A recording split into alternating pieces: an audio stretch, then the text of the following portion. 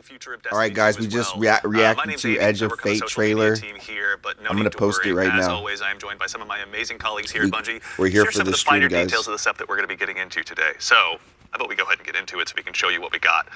Starting first with this gentleman on my right and to your left is someone that you've probably seen if you've tuned into our streams Hold on real before. quick. So, guys, there's actually some Twitch drops too. Space magic here, Andy.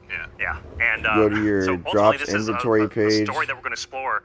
One of Destiny's You gotta biggest watch mysteries for and like, the I foundations believe, of 15 the minutes. You universe get itself. this Theonexia emblem. Who told Yeah. you? I think it's Subtle, How did I you know. know? Can't claim it yet though. We did such a good job with this Really secret. buried that lead, didn't we? Yeah, a little bit. That's, but I mean, to that end, so who and Alright. maybe more. Just want to show you guys that. Wait, what the heck?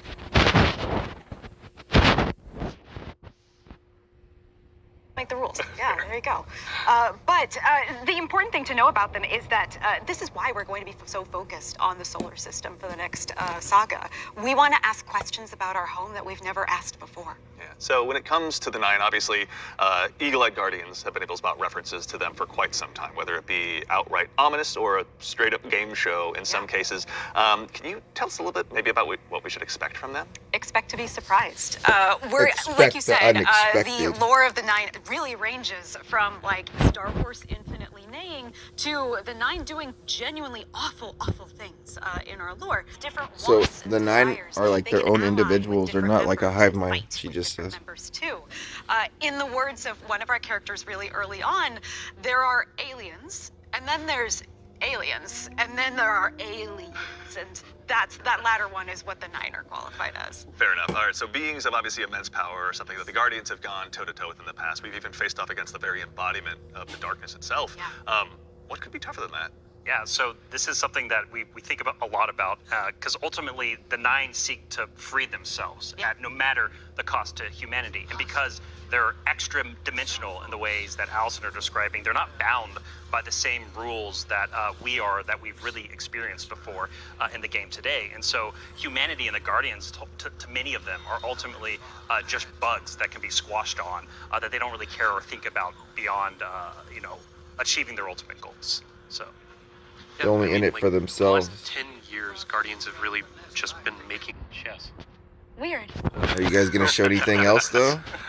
But you were mentioning, obviously, the Fate Saga is one of the subjects of today. How long can we expect the Fate Saga to last? Yeah, so the Oh no, we're losing it. Hold on, guys. Fate Saga is going to play out over several years. And Edge of Fate launches on July 15th. And then the second expansion of our Year of Prophecy is Renegade, which comes this winter. And then later in 2026, we've got Shattered Cycle and The Alchemist.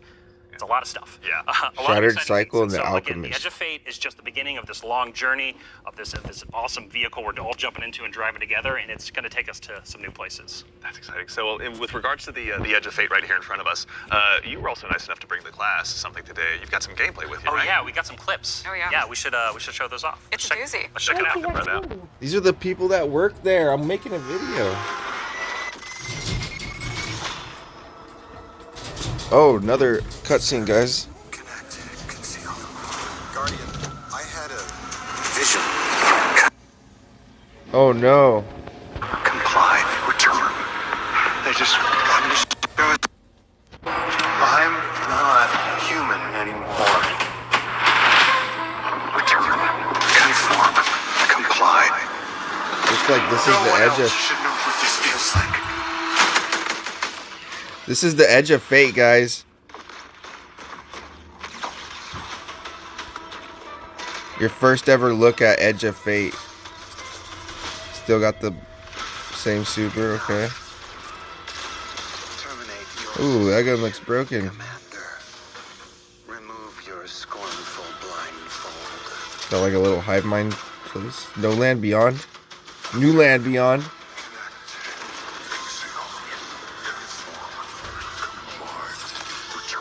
What is that? I could go through the ground and teleport next to you? The unknown is beckoning.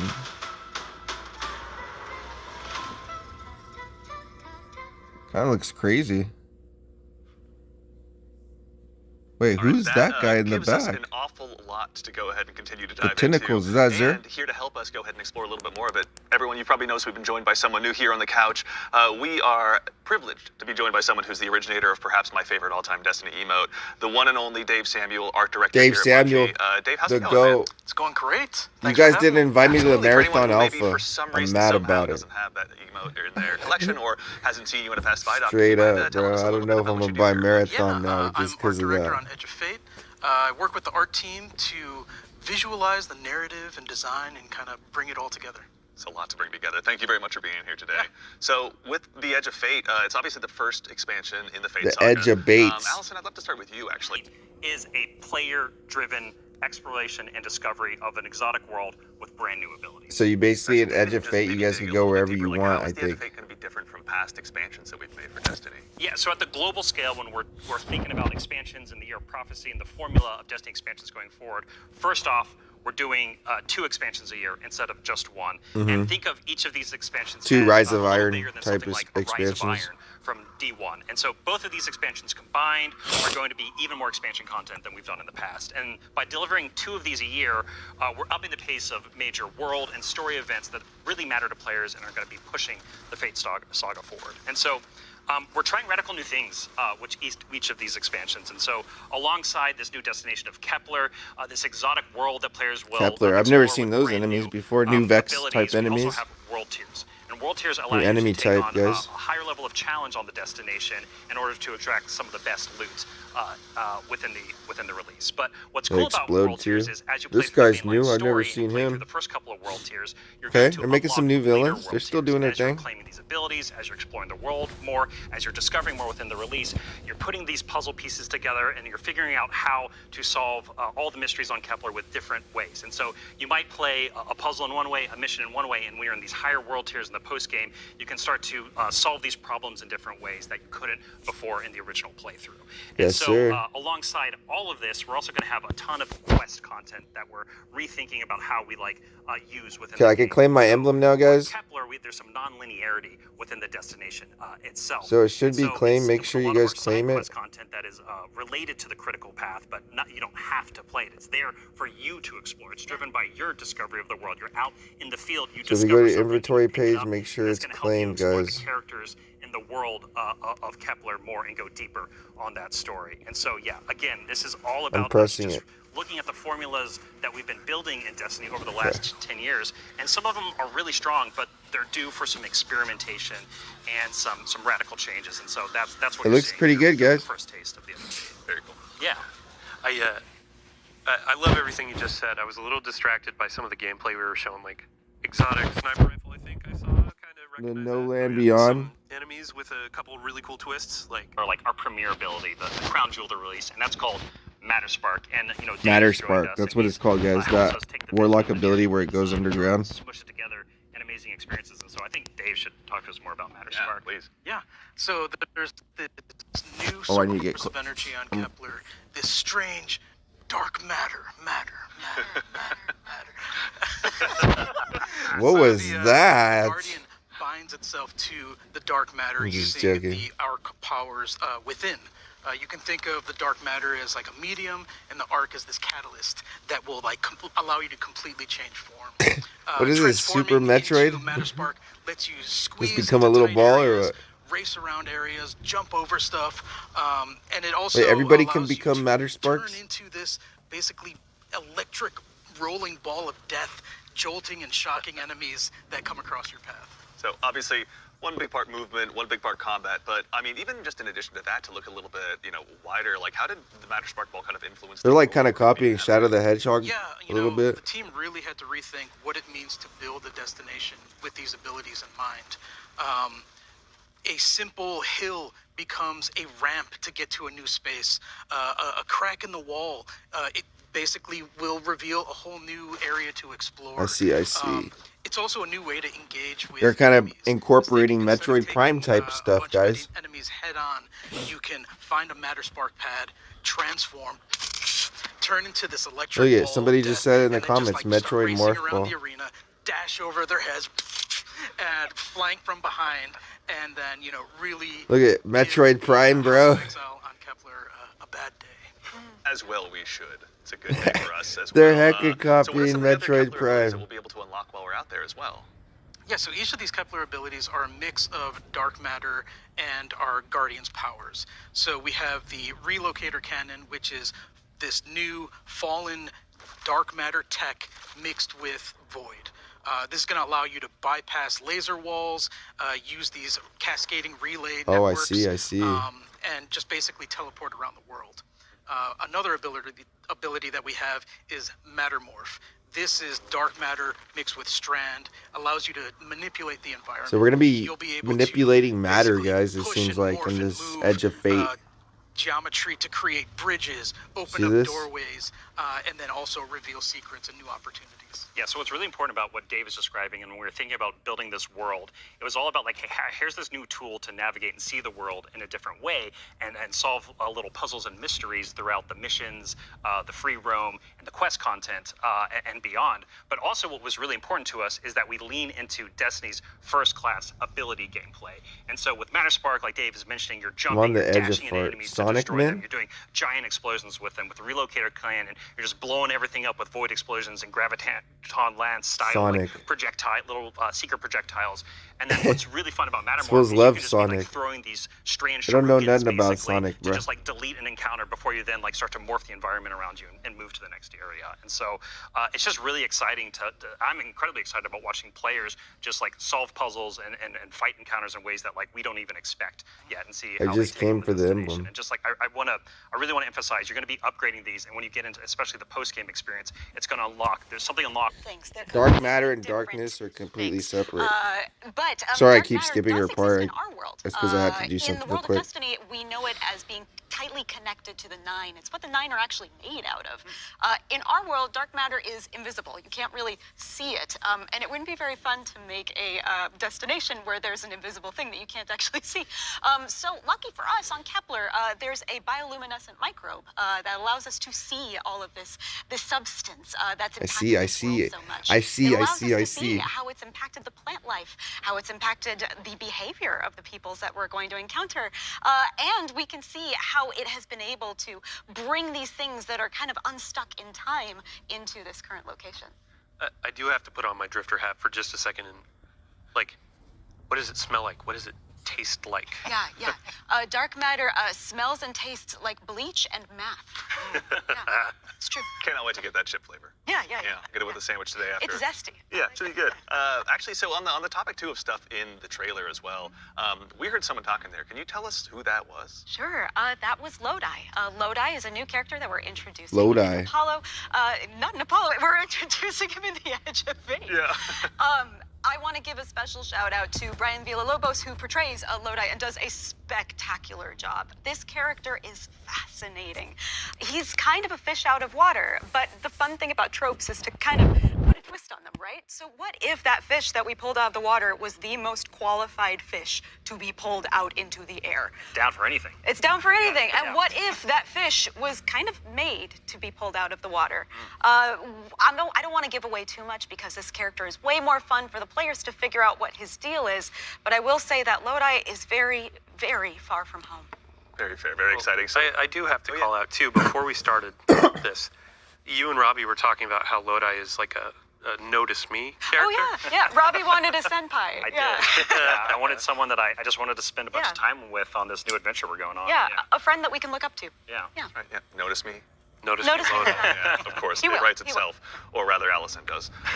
So, with regards to the characters as well, so is it a whole new cast of characters in the Edge of Fate? No, we're going to see some new faces like Lodi and other characters, but we're also going to see some familiar ones too. Ikora is here. The stakes are high enough that she's here Ikora. investigating what's going on. And as it turns out, in one of our major mysteries, she's kind of at the center. New of hunter it. helmet. She was invited here. Some of the new as hunter was armor Lodi, there. Same as we were. All of it's kind of tied together. Very exciting. So, Yeah, the way we please, like yeah. the way we think about this is about all these characters. Their fates are intertwined in some Yes. way. There's these puppet masters that have been pulling the strings for a very, very, very long time in order for everyone to get here at this moment. And so, as a guardian and these characters involved, they're going to have to decide if they're fight your fate. Like that's what we think about. For these individuals, that's what they're going to have to go through and determine about how they can stand up to this new conflict that is surrounded by the Nine, because they are fated to be here. And what does that mean for them, and what does that mean for their future and the future of Seoul itself?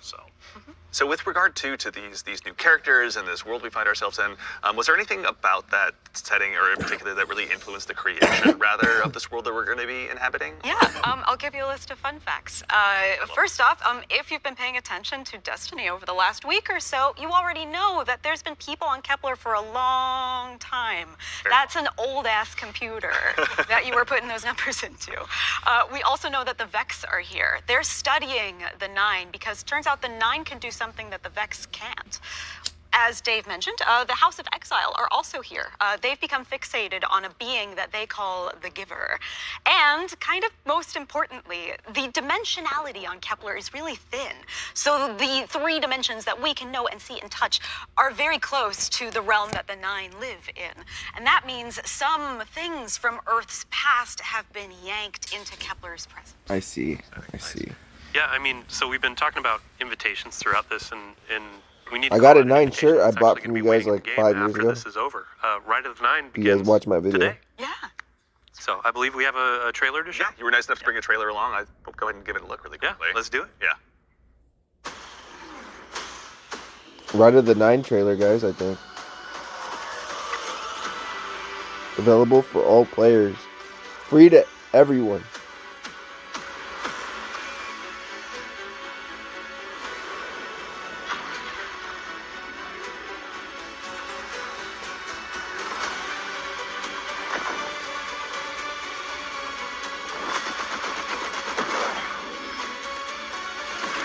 Wait, we get this dungeon for free now? That was never free before. Bro, look at those guns. Smexy.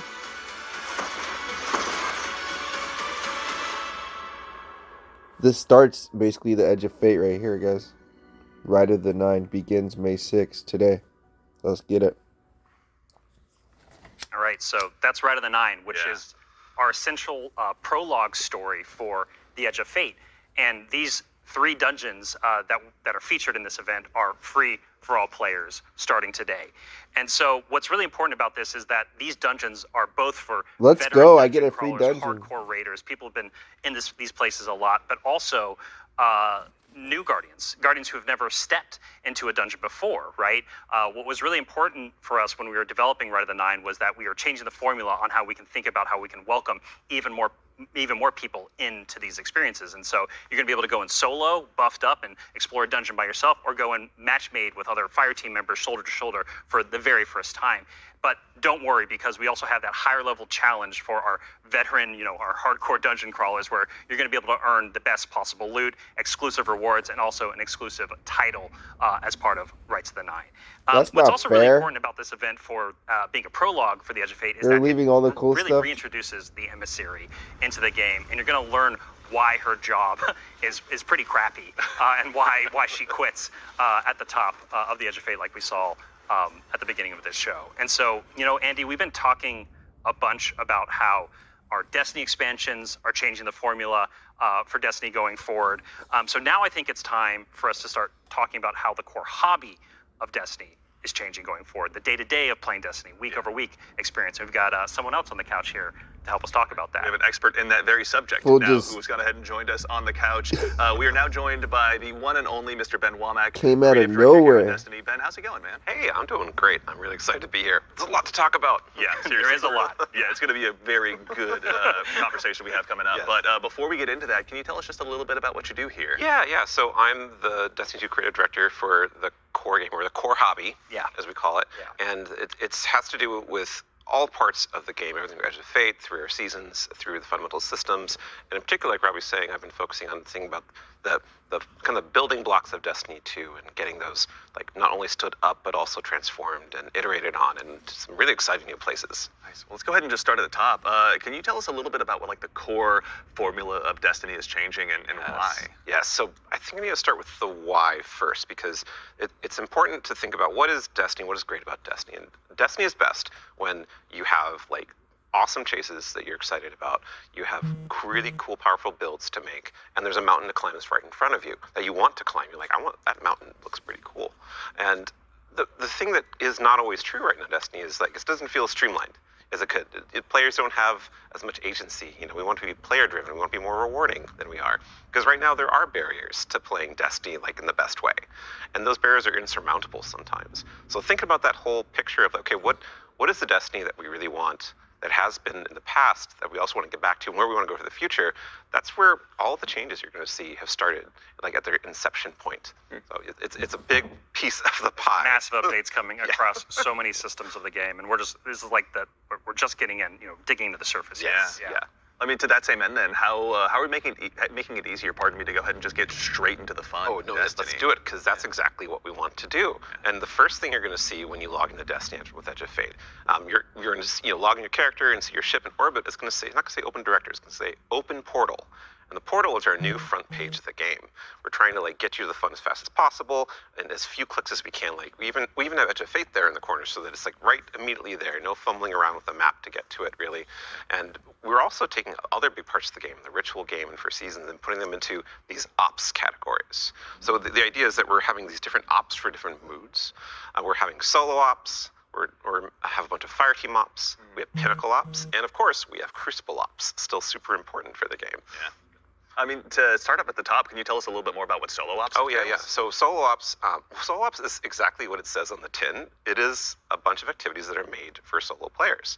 And the conception point of that was we want to make activities for players who have a smaller amount of time that they want to play in, and they don't necessarily want to have dependencies on other players, but they still want to get in there and play for 10 to 15 minutes and get some real progress. Yeah, get some loot. Yeah, get some loot. Yeah. Get some loot and get your character forward and feel like, I played some Destiny. That was great. And, even if you don't feel like playing with other people, that's fine, because we have an activity type that is designed for one player. Excellent. So, I mean, to that same end, what are some other ways that we can play and have fun using Portal as well? Yeah, so Robbie actually has a great way of talking about this. Yeah, some of the North Star that is what we talk about when we were developing the Portal early on was where are we headed with this thing? And ultimately, it's play your way. It's giving players more agency, more personal drive to figure out how they want to engage with the power climb and the new progression systems coming and our seasons. And so the entirety new progression and power climb is now all available to you in the portal at your fingertips in one place. It's really easy to find, really easy to jump in. Anything you play inside of that category any of those categories is gonna help you make progress. And so, because we want Destiny to be welcoming not only to new players, but also old players who are coming back to the game to join us with the Edge of Fate. And we also want this to be a new even playing field for everyone. And so, as part of this is a commitment from us as part of the core hobby and all the seasonal content we're building, that we're going to be continually investing in this, right? We're going to be continually updating this over time for years to come. And so, you're asking me directly, what else is there to do? Yeah. Ben mentioned solo ops. We also have the fire team ops and pinnacle ops. Both these are more around playing with other fire team members, shoulder to shoulder, where fire team ops are more quicker sessions. There are some longer form things in it too, but then pinnacle ops are more about those really long form or more challenging kind of focused activities like exotic missions, for instance. And so, and then the one thing we haven't talked about yet very deeply, but is incredibly important, and it's something that I think we've done for the first time ever, or maybe since early D1. It's kind of a return to form. Yeah. You're going to be able to experience the entirety of the power climb within Crucible Ops by playing PvP, right?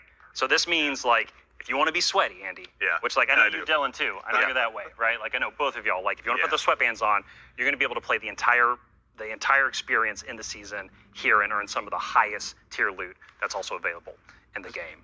I have to say, this is super exciting because my player type or other folks out in the community, they want to go in, they want to jam on PvP, but then their friends invite them to do a dungeon or a higher tier activity, and they're like, oh wait, I need to grind a long time to get up to power. Now through PvP, they can get up to power, and you can just bring them into that PvE experience and have a fun time with each other. Yeah. So.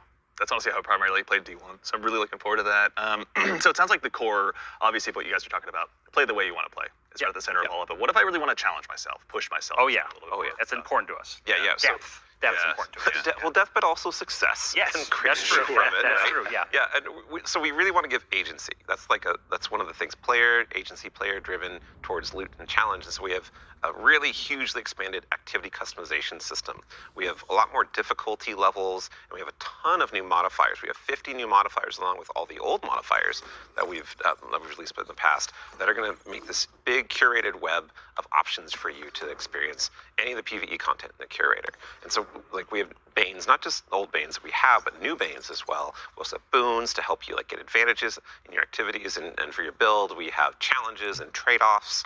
And the fun part is you're going to get these different combinations that are available, and you're going to then make a mix that's actually going to change the way you play and be pretty interesting, and sometimes be the way you prefer you play. Like, there's a new boon called Grappler that I personally love. It's kind of my preferred way to play, where they give you 3 grapple grenades replacing your current grenade. You can't do the melee, but they recharge super fast. So any build you want, you could now Spider-Man around any map. It's actually super fun. It's so fun. Yeah, I mean, like, what's at the heart of what Ben is talking about is what we kind of call the virtuous cycle, right? Where you're going to be crafting your build, tinkering with the activity, looking at like how you can earn a higher tier of reward by taking on a higher challenge. And as you earn better loot, you're looking towards that next mountain to climb just ahead of you all the time. And so this is really about how far you want to push yourself upwards within the portal itself. But also, we also are thinking about the people, and that's the depth, right? That's the depth of the challenge that we're talking about. That's also, but we're also thinking about the people who don't have as much time to play with like solo ops, and also if you're scared of modifiers or you're scared of customizing these activities. Or you just don't feel like doing it. Yeah, no, that's a great way to describe it. Thank you. We have a bunch of quick play options, right, Ben? Yeah, quick play options, and we actually have matchmaking and fire team ops. And we have fire team finder, and so you're able to like really choose kind of what you're in the mood for. Oh yeah, we technically have matchmaking across every activity that exists, except for solo ops, because that's solo. Right. But yes, otherwise, but in the fire teams or pinnacle ops, it's everything. Yeah, you'll have options to play by yourself or with other people. Oh, actually, a really fun part is you can play a strike by yourself as hard as you want it to That's now, true, yeah, which is really fun. Yeah. Well, you're talking about like all the different boons and combinations. I think at one point you were saying around 50 or something like that. Those 50 apply. new ones. 50 new ones. Yeah. So it's like you can take those into solo ops. Like we're talking about this being kind of leisurely, bite-sized activity, but if you want to take it and say, I don't want Weenie Hut Jr., I want like esoteric level solo hardest thing in the world, like you can kind of customize and do that. You can just do it from the very start if you really want to. Yeah. And depends on how deep you want to go. Yeah. Yeah, and the point is that you're going to like stretch that far, and we want the reward to feel like worthwhile. Yeah. Yeah, you want to feel like as you're pushing yourself, you are rewarded for it. That is something that's really important to the vision here for the portal. Rewards, huh? Rewards. There are a lot of rewards, aren't there? It's funny you mention it. Yeah, we've got Banes, boons, Let's see the modifiers, rewards. but let's talk about gear for a little bit here. Yeah. What's changing about loot, and why should Guardians care? Yeah, so like talking about chases and mountains and builds, like gear's at the center of all of that, and we actually have 2 giant gear changes. I'm gonna like put in 2 little buckets for us to talk about. Yep. The first one is Armor 3.0, and the next one is gear tiers. And so like talking about Armor 3.0 first, we are probably making the biggest change ever since Shadowkeep. It's around huge. the system. It's yeah, enormous. It's a huge change. Yeah, so like we're adding set bonuses, which is a long requested feature for all the new armor that you're going to be able to get at Fate launch, and we're Set redoing all the bonuses? stats on armor. Where they can now like exceed 100. Go beyond 100. Go beyond 100 for extra bonuses. Yep. And we're going to, every single piece of new legendary armor that drops is going to have all the energy filled in, so you can build crafting right away. And it's going to essentially like, there's more features actually that I could talk about, but I don't think I'm allowed to yet. Fair. Well, something that we can't talk about too, you mentioned gear tiers as well. Yeah. Let's talk about that a little bit. Yeah, so gear tiers are very exciting because every single legendary weapon and armor that you can get is going to have 5 gear tiers, starting from 1 going up to 5. And like we have a 5 gear tier 5 piece of legs armor on the screen right now, and you can see that like this is like looks really cool with iconography, but it also has a ton more stats. And look, what's that? Yeah, what's going on with the energy there? Yeah, the energy. Ben? Yeah, that energy says 11, and it's true. 11. Yep. It's not a typo. Like energy is going to 11 for the higher tier Energy is armor. going to And so if you 11 want for that the for your highest build tier. crafting opportunities, it does like give you some new options you never had before. You're gonna have to challenge yourself to get more higher tier armor and keep on going to get yet more higher tier armor to get those options. Yeah. And this is also not something that's just relegated to armor, right? When it comes to weapons, they're obviously getting their own refresh as well. Yes, What's Destiny without chasing some? You read my mind. Yeah, like weapons seriously. are part of the player identity. Some people like have a gun that they love. You got fashion, and then you have gunplay, That's right? true, though we do More have vault fashion space. for your guns a bit. Hey. Well, so I'm 'cause sick right now, guys. once you reach tier 5 for your legendary drops. You're going to be getting tier 5 weapons, and those have unique shader treatment.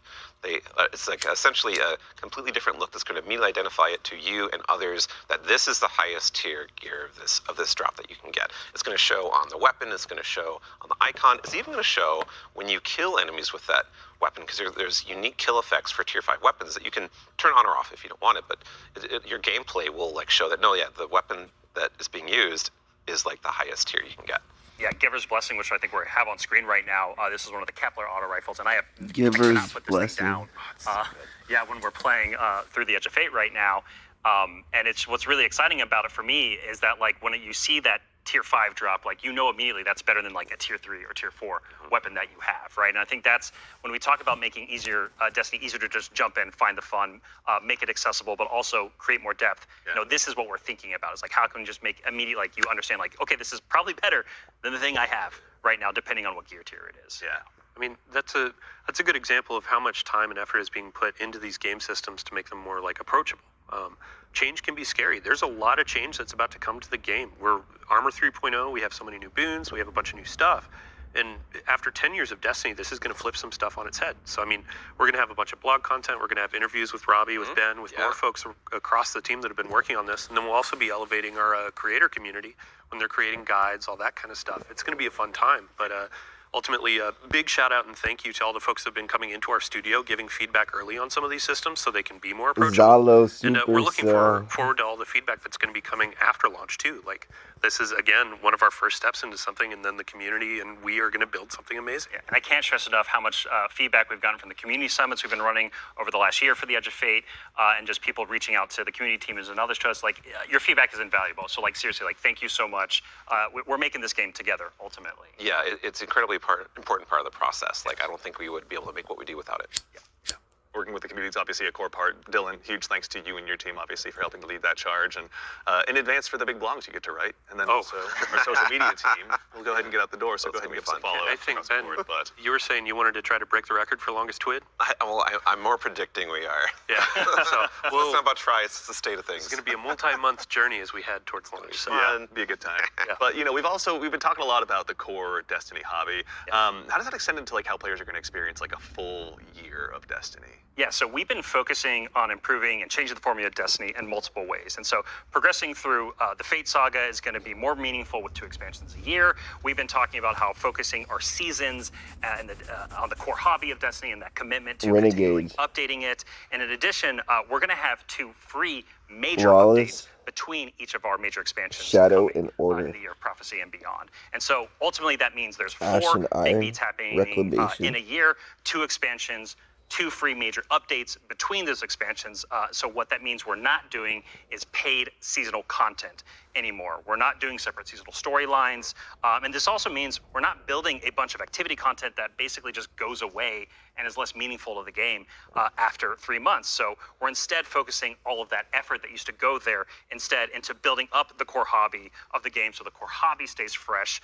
and exciting, year round. And so ultimately, this means no more paywalls for seasonal content, and also these major updates themselves that I'm signposting around right now. The size of them, roughly, and the inspiration for them we're thinking about is like Into the Light. Okay. So when you say like Into the Light, for folks that aren't out there, like what for a major update, how big is that? Like how do you encapsulate that? So when I say Into the Light, a lot of this is like the inspiration of what it was. And with Into the Light came a really cool theme that wrapped around all the new stuff we were building within it, but also a lot of the reprise stuff as well.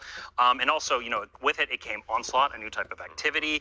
It came with reprised exotic missions and a rethinking of how we could do like a rad style event, a raid event with the Pantheon. And so for our first major update coming a few weeks after the Edge of Fate launches, we've got Ash and Iron. Right? And so with Ash and Iron, we're going to be returning to the Plague Lands. Returning to the Plague Lands, can't wait. It's going to happen. Plague Lands, baby. And so that story is going to pick up from where we left off from the Edge of Fate. And with it, we're going to have a new activity called Reclaim, a brand new exotic mission, new types of pinnacle ops entering that for the first time, as well as, of course, what's Destiny without loot to chase? We've got new gear, new rewards, and 2 new exotic weapons as part of Ash and Iron as well. And again, this major update and all the seasonal content going forward is free for all players. All the activity content that exists in the portal, that's free to play. Very nice. So even to actually go one quick layer two deeper on seasons as well, what are some of the cool things that we're going to be able to do with the season that's launching alongside the Edge of Fate? Yeah, Ben has been working on this space with the team for a while now, so I'm going to kick this one to him. Yeah. Yeah, so we're trying to make any time the best time to hop into Destiny. Yeah. You know, and one of the ways we want to do that is we want to invest in events that are like accelerating the game and enhancing every part of the game, but also bringing new cool stuff. And actually, we've been working on this so long, we actually have some new cool stuff coming before the Edge of Fate. It's a special little treat. Yeah, special little treat. So this Friday, you can play a little event, maybe you've heard of it, called Heavy Metal, which is Tanks versus Briggs, a new PvP mode. It's super fun. I would kind of wish I was playing it right now, I'm not going to lie. But the thing that people at home don't know is we have a new reward. That's a unique thing in Destiny if you invest in this event, if you go and play it. It is a free-to-play event. So this reward is free-to-play. It is a new combat vehicle that goes in your Sparrow sled, combat Sparrow, if you will, called the Griffin.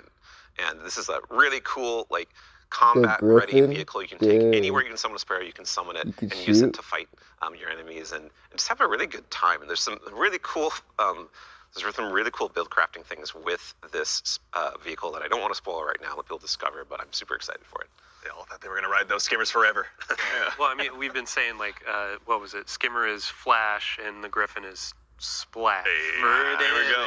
The dad joke quota has been met.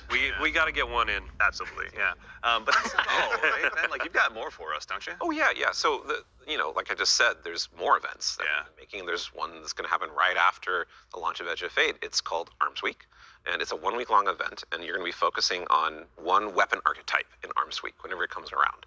And this one is going to give you a new legendary weapon of that type. It's going to have some volatile mods that are there for the week that are going to be super interesting and fun to play with, and some focusing you can do. But there is a problem when you say this event is going to be about weapons and about using them. Yeah, you got to have a place to test all that out. Right, and Yeah, so I mean, I've been doing that in EDZ this whole time. I don't know about the rest of you, Those poor dregs. right? Yeah. But there is a new way now. We have a new feature, a long requested feature that is being added to the game with Arms Week. It is the shooting range. And the shooting range is being added to the tower. It is a now permanent addition to the game with the launch of Arms Week. We're not taking it away. And you can go there and you can try out everything in your kit, everything about your build, with all sorts of simulations of different kinds of enemies and situations, and it's all real damage numbers.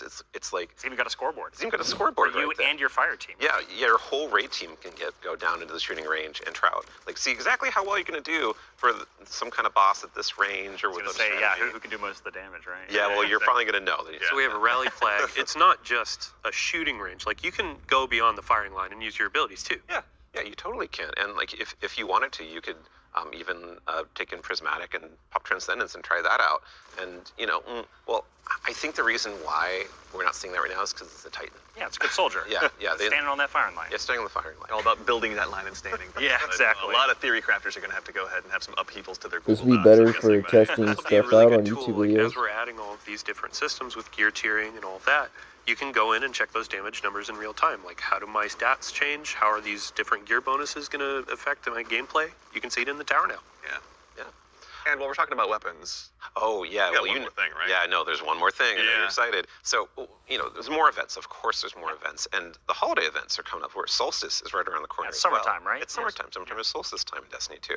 And Solstice has some really cool twists and such that we're planning, but I'm not going to talk about that right now. I want to show you all the new hollow foil treatment we have for Solstice weapons. So here we go. This is the hollow foil treatment for Dang. Solstice in 2025. It is so good. it's amazing every time I look at it. Yeah. It is an ocean, On a and gun. the line. Yeah, we put the ocean on a gun. How did we do that? It's beautiful. I love it. And any kind of weapon that drops for this event can have a hollow foil. Yeah, no so matter it could what be the tier 1 or tier 3. Yeah, Yeah, any exactly. weapon can have the hollow foil. Yeah, the tier 5 hollow foil. Ooh. Like that's gonna be a chase. Our other events will also have hollow foils. Yeah, like Arms Week you're talking Arms Week about. will have its own hollow foil treatment. Like every event, a major event we have, will have a hollow foil treatment. The holidays will have their own kind of special one, but yeah, Arms Week will have their hollow foil drops that you can farm as well. super exciting. No, it's going to be a good time. I'm going to have way too much stuff to chase down, so appreciate you guys putting all the hard work in, obviously, for that. But I believe we've got one more thing. Yeah, I mean, we've been talking a lot about here are the free updates coming to Destiny, the portal, a bunch of different stuff, Edge of Fate. but we also have another expansion, and we need Allison back on the couch to talk about it. Yeah, Allison. She's the best one to talk to. Yeah, There we go. we've got something very exciting, and so once again, Allison, thank you for taking the time to join us today. We appreciate it. Of course. I'm so excited to be the one more thing. Yeah, it's a tradition around here, so we're glad that you could obviously go ahead and lead us into this one. But, as Dylan mentioned, we've talked about the Edge of Fate, but this is the first year we're going to be doing 2 expansions over the course of a year. Can you tell us a little bit about Renegades? Yeah, so we're going to have a dedicated reveal for Renegades in September alongside our major update, Ash and Iron. But earlier, we were talking about how sometimes our formulas can constrain us from experimenting and innovating. And so in that spirit, Renegades is going to be very different from the Edge of Fate. What I can tell you, and we'll talk plenty about it later, is that we're going to be experimenting and innovating with activities, with social mechanics, and more. But more importantly, I want to talk about our inspiration. And so I have to kind of tee it up first. So Renegades is going to be a Destiny, definitively Destiny expansion. This is part of the Fate saga, and it's going to push it forward in important ways and introduce characters that we're going to spend time with for years to come. It is an essential Fate saga story. And it's an homage to a universe that has inspired Bungie from the start. It's a universe that all of us here on the couch grew up with, as well as everyone else at the studio and millions of you back at home too. It is a peanut butter and a peanut butter and chocolate combination inside of what we're making that could only be possible in the kind of world that we build here. And so I am absolutely thrilled to be able to give our first sneak peek at Destiny 2 Renegades. Let's take a look. What? Destiny 2 Renegades, guys. First ever look. Let's see it.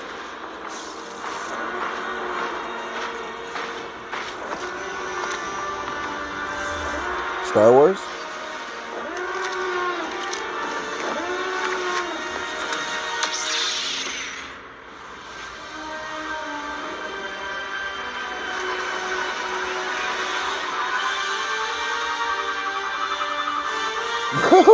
Star Wars expansion.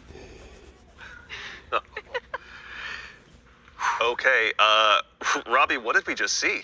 Yeah, so that's Renegades, which is coming out this December. And to really drive it home here, Renegades is a one-of-a-kind Destiny experience, right? And just like we on the Destiny team have taken inspiration from other genres like dark fantasy or cosmic horror, Renegades takes the space western vibe and aesthetic that is Star Wars, and it puts it through that Destiny lens. Mm-hmm. And ultimately, it's created a new lawless frontier that is emerging within Seoul. And so, we're so excited to show Renegades off a little bit today and to be talking about it more in the future in September alongside the free major update with Ash and Iron. But right now, today, we're focused on Rite of the Nine and what's right around the corner with the Edge of Fate. Absolutely. No, I heard a lot of calendars get marked just now on September, but no, super excited to share more of that in the future. But that actually leads us to the conclusion of today's show, which again, we covered a lot. There's been a lot today. Yeah, this has been a big show, honestly. No, we went through a lot of it. So let's go ahead and quickly double check. We obviously went through, and the Year of Prophecy, pardon me, is going to go ahead and kick off on July 15th. And this kicks off a brand new multi-year Fate saga and our new focus on the core hobby of Destiny. The first expansion, The Edge of Fate, is going to be launching again on July 15th, as I noted, with its raid launching on July 19th. Okay, hold up. Yeah. So you're going through a lot of information. We already covered that that. shit But is you can't just hype, sneak in a raid date. We have a new raid coming with the expansion, July 19th. We're going to have a bunch of blogs. New We're gonna raid, have July rules, 19th, regulations, all guys. that kind of stuff for our raid race. Of course, we invite everybody to come in, try to go for that world first title. And yeah, I mean, just stay tuned for more details. We're not going to spoil anything. It's a raid. We got to keep it secret. Yeah, absolutely. Yeah, everybody mark your calendars. Yeah. Bungie.net is the place to go ahead and learn more. And again, follow our social media channels. Do us all a favor. So in addition to that, again, as we noted, Ash and Iron, our first free major update, will be launching on September 9th. Renegades, Very exciting. We'll be launching in December. And then keep an eye again on our social channels. We'll provide all the updates once they're available. But as far as today goes, the Edge of Fate and the entire Year of Prophecy pre-orders are available starting right now. Now, pre-ordering for starters, the Ultimate Edition will go ahead and unlock the New Land Beyond. New Land Beyond, that exotic sniper. Super Ooh, I exciting. can't wait, man. I can't wait, same, honestly. That'll be unlockable in addition to several other goodies. And also, we've also got a collector's edition that'll be available.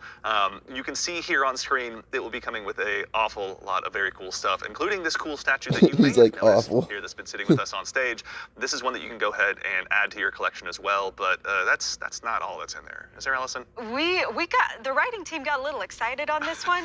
We put a lot of lore goodies into this collector's edition. So like that weird metal thing, that weird envelope, boy, weird. Wonder what's up with that. Just decorative You should coins? probably read it. Yeah. Anyway, we're gonna do a dramatic reading as soon as Yeah, we we're should done. go downstairs immediately after this. really Oh, yeah, right after this. Count me in. And then again, too, as far as today goes, Rite of the Nine. This is the essential prologue to the Edge of Fate, and like all of our events moving forward, is going to be a free to all players. So make sure and go ahead and check that out when that arrives. And before the show wraps up, make sure and stick around for a little bit longer. We're going to be rating our good friend Sammy Cat as well. So go ahead and give her a follow. Tell her we said hello in chat. Pardon me. If you have any Twitch Prime subs or anything like that, go ahead and do us a favor. Drop it over there and check out her stream. She's going to be having a good time. But that concludes it for us here today. So for starters, huge thanks to my teammates here for joining me. Thank you, Andy. Thanks for having us. Absolutely, yeah. Robbie, Allison, Dylan, of course. There we go. We got Ben, and of course, Mr. Dave Samuel. Thank you all so much for being here today. And then, of course, to the crew that puts all this on.